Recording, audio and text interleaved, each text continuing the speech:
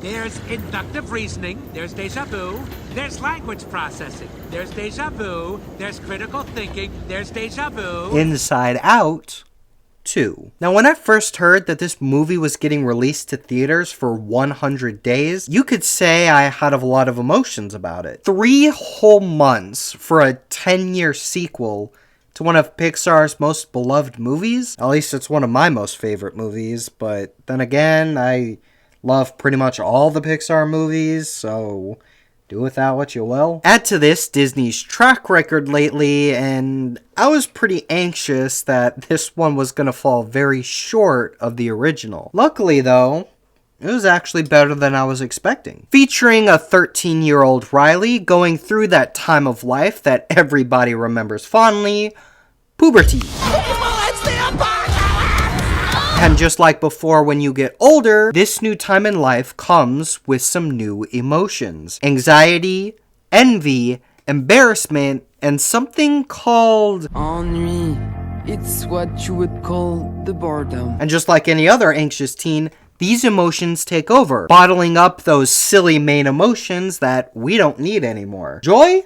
Who cares? Anxiety is here to help you plan for the future. Or in the case of this movie, to protect Riley. And considering the fact Riley herself is going to a 3-day hockey summer camp where she gets to train with the high school team she will hopefully be joining next year, the Firehawks, she's under a lot of pressure to impress the team and the coach, even if it means leaving her old friends behind. The classic teenage drama story fueled by anxiety of the future and growing up. And just like the first movie, joy and the other emotions need to trek through Riley's mind and get back to headquarters before anxiety can mess things up too much. Essentially, this movie is joy versus anxiety, and how having one emotion suppress another isn't good for you. There's deja vu. But anyone that's been alive for more than 10 years can relate to and appreciate this story. It's a good story with good moments, and I found myself laughing a few times at the jokes and the references that this movie makes fun of. The big thing, though, I find myself coming back to, and something I can't seem to get out of my head, are the many similarities between this movie and the original. This movie is certainly a step down from the original. 5 emotions are a lot easier to handle than 9, and because of that, some of them fall to the wayside quite a bit in this movie, especially considering how much more time they spend outside of Riley's mind. But when you look at the pacing, the